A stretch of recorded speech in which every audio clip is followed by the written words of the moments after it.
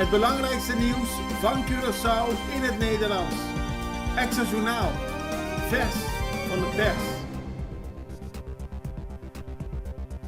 Welkom bij Extra Journaal. Fijn dat u weer kijkt. We hebben het belangrijkste nieuws voor u op een rij gezet. En we beginnen met het bericht dat er veel politie was bij een inval in Fuik vanochtend. In de vroege uren is de gespecialiseerde afdeling tegen georganiseerde criminaliteit, die zich bezighoudt met drugshandel en zware criminaliteit, naar de wijk Fuik gegaan. Bij een woning werd een gerechtelijke inval gedaan. Opvallend was dat er meer rechercheurs en politie bij aanwezig waren dan gebruikelijk.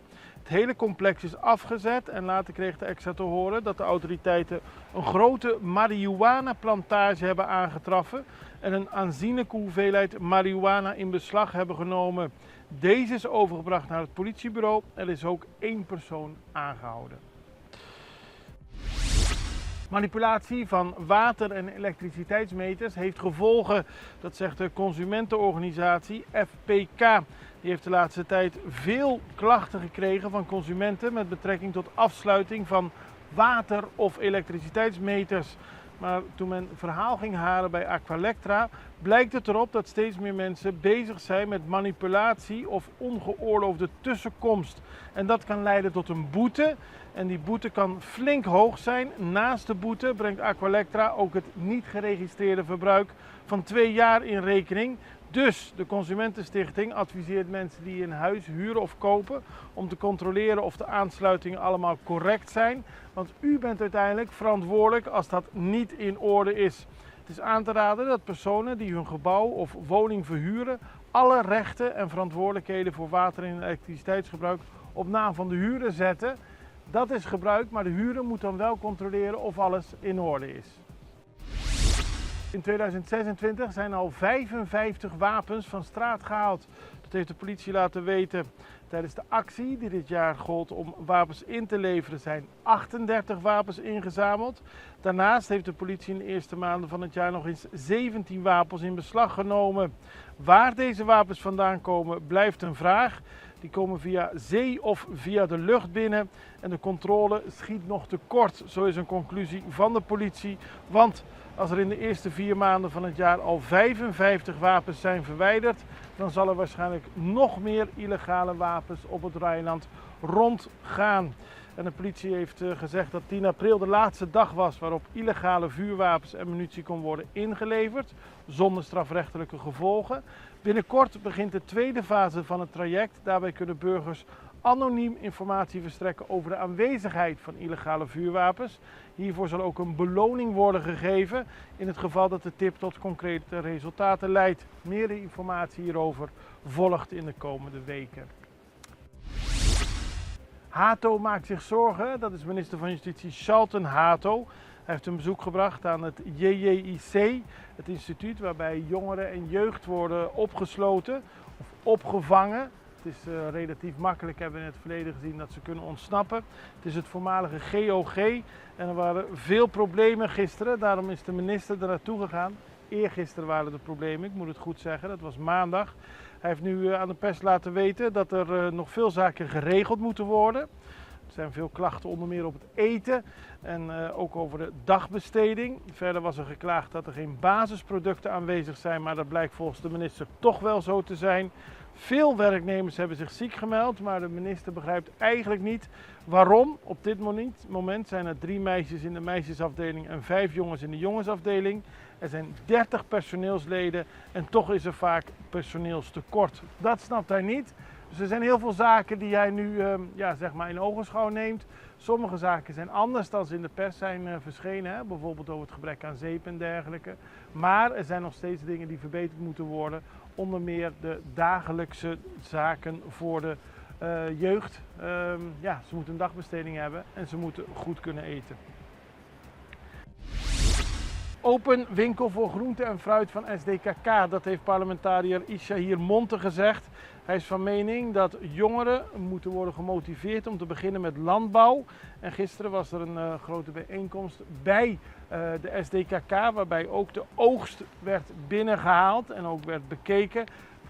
Volgens Monte is dat een belangrijke stap voor de SDKK en zou het goed zijn om een fruit- en groentemarkt te openen naast de plantage, waar gedetineerden zelf hun producten kunnen verkopen en werken aan hun terugkeer in het arbeidsproces, terwijl het tegelijkertijd geld voor de gevangenis binnenkomt en de bevolking producten van eigen bodem kan kopen tegen een goede prijs.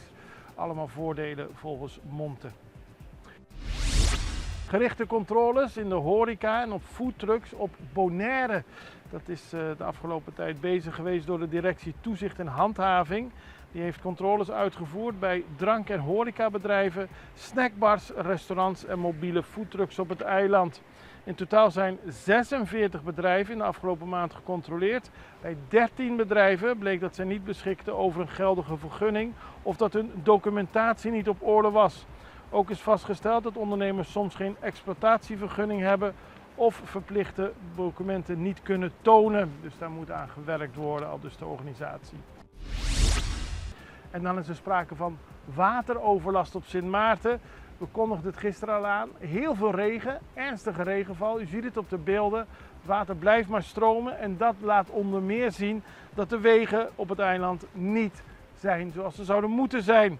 Het ministerie van Volkshuisvesting, Ruimtelijke Ordening, Milieu en Infrastructuur laat zien dat de huidige regenval de kwetsbaarheden in de weginfrastructuur van het eiland blijft blootleggen. Kuilen, verslechterde wegdekken, het is gevaarlijk soms om te rijden. En hoewel de inspanningen om de weginfrastructuur te verbeteren een prioriteit blijven, zijn de herstelwerkzaamheden dan weer afhankelijk van de weersomstandigheden, zo zegt het ministerie. Maar zodra het niet meer regent, zal het snel worden opgepakt. Voor de rest is het vooral heel erg vervelend voor de inwoners, maar zijn er geen grote ongelukken door de wateroverlast gemeld. Wij gaan even naar een break, we zijn zo bij u terug. Extra in Nederland. Van Amsterdam tot Arnhem, van Groningen tot Maastricht, Extra is erbij. Volg Extra Digitaal en blijf op de hoogte van de belangrijkste ontwikkelingen in Nederland. Extra Digitaal is te zien op verschillende platforms en kanalen zoals WhatsApp, YouTube, Facebook, Instagram en ook TikTok. Wilt u ons op de hoogte brengen van een evenement of iets doorgeven? Neem contact op via WhatsApp, e-mail, Facebook of bel gewoon 06 1364 2945. Volg of abonneer je op Extra Digitaal. Klik aan en volg ons.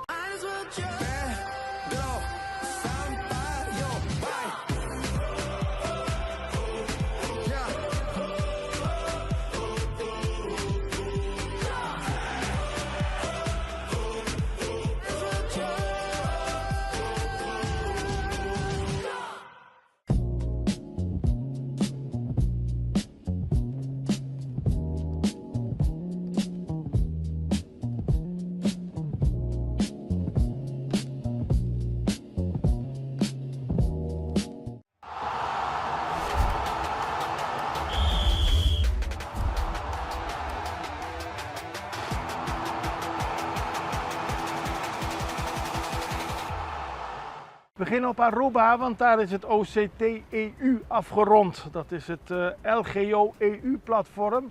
Ja, heel veel afkortingen, maar het is een dialoogplatform tussen de Europese Unie en de overzeese landen en gebieden. Waaronder onder meer de Caribische eilanden van het Koninkrijk. En er zijn meer gebieden die gelinkt zijn op een of andere manier aan de landen in de EU. Die zijn bij elkaar gekomen in de afgelopen dagen op Aruba. En daar sprak onder meer ook staatssecretaris voor Koninkrijksrelaties Erik van den Burgt.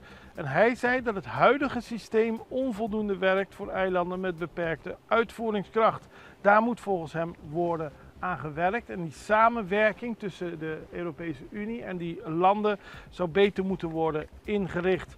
En gezochthebber John Soliana van Bonaire, Soliano, heeft gezegd dat er een groot belang is van samenwerking tussen de eilanden, maar vooral om een betere toegang te krijgen tot de Europese financiering.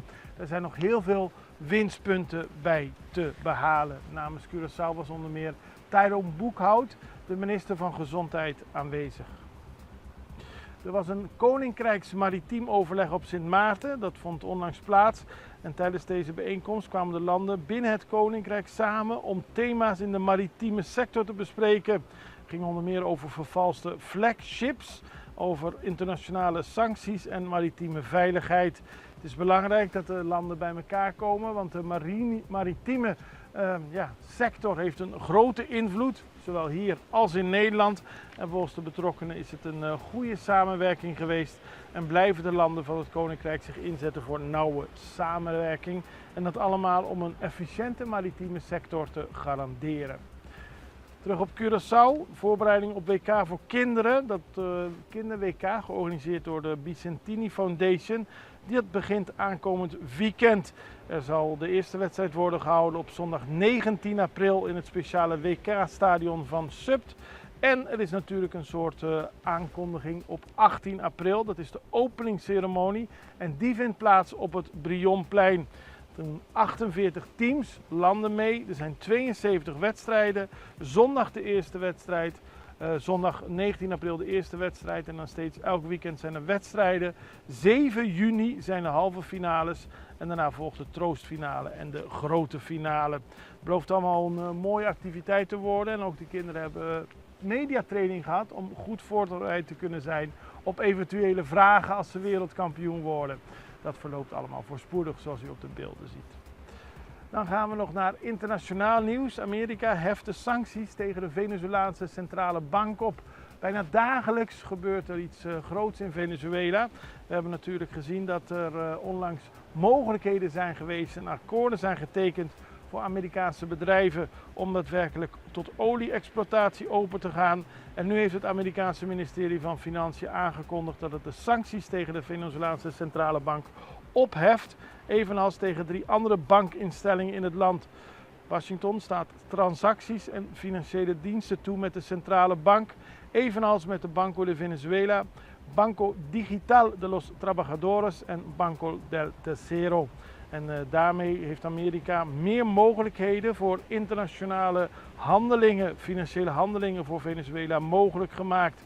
Volgens de huidige interim-president Delcy Rodriguez waren de sancties erg nadelig en is er zeg maar sprake van een ruilhandel. Dat Amerika mag nu gaan olie exporteren en in ruil daarvoor zijn de sancties op de financiële sector opgeheven. We houden het voor u in de gaten allemaal. Dat blijven we doen. Morgen weer en ik hoop u dan ook weer te zien. Allerbeste, tot ziens.